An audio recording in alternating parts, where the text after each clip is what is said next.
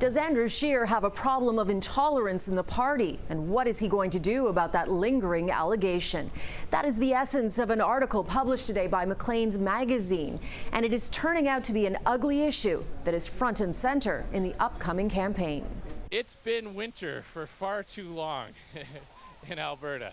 Most Canadians had never even heard of Andrew Scheer when he won the Conservative leadership in 2017. Few thought he could beat Justin Trudeau at the time. But the SNC-Lavalin scandal has changed the playing field, and the badly bruised Liberals are trying to score any hits they can.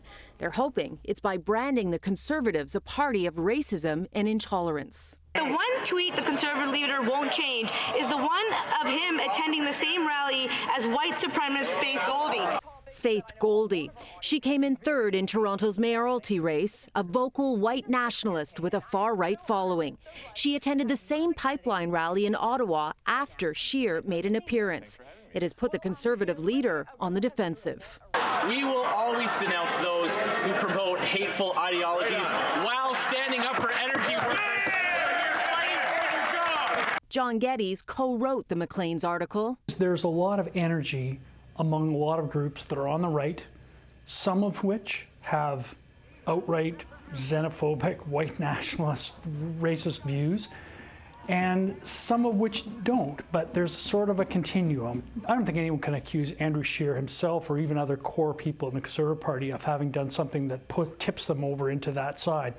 But on the other hand, they have been, for example, at events where those people are present. It puts Conservative politicians in a bind. They have to distance themselves from the views of a Faith Goldie and yet not alienate their supporters. Ontario Premier Doug Ford ran into the same dilemma after posing in this picture with Goldie after becoming Premier and faced intense criticism for not immediately denouncing her. What does Andrew Scheer have to do to distance himself from these allegations of having white supremacists, racists, Islamophobes, homophobes in his party? Actually come out and say that you believe that Canada values diversity and that your party values diversity. How do you think he's been handling it so far? Poorly. Every time that he's asked about this, there's just a tremendous amount of waffling that takes place. Jason Leader is a Conservative strategist who worked with Stephen Harper.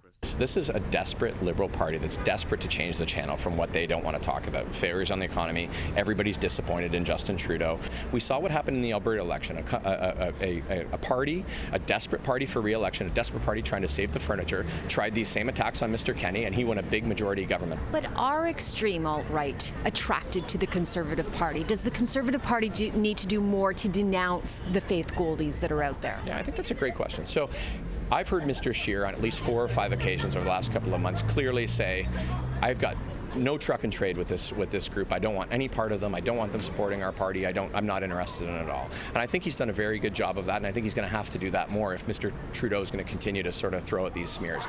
The Conservative Party will be trying very hard to dispel these allegations. They have 2.5 staffers who are doing nothing but scouring social media posts of potential candidates for any intolerant views that could be used against them during the election. For a complete look at the article, go to citynews.ca.